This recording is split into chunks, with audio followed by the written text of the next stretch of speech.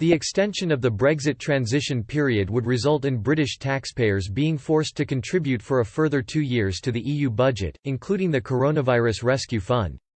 Britons have been warned their money could be used to fund the European Union Coronavirus Rescue Fund if the Brexit transition period is extended.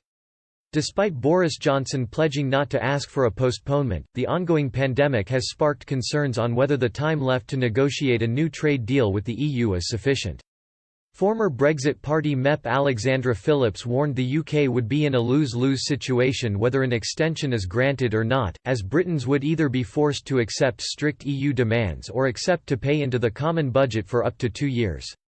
Speaking to Express, Ms. Phillips said, "If there is no extension then great, fantastic, but it potentially raised the temperature as well underneath the political declaration and the need to adhere to what it says and get something done quickly, which will be a disaster. If there is an extension, that too would be a disaster because it would suck us into the next multi-annual financial framework and we'd be in the orbit of potentially bailing out the euro.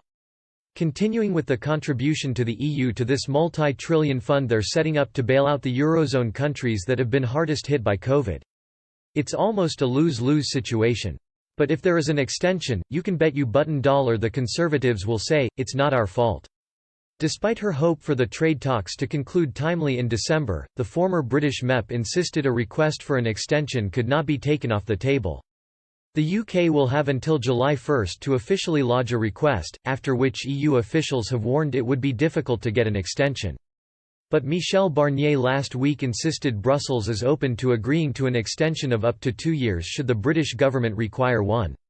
Boris Johnson, however, has adamantly rejected the proposal. Ms. Phillips continued, "I don't think it can be taken off the table, quite frankly.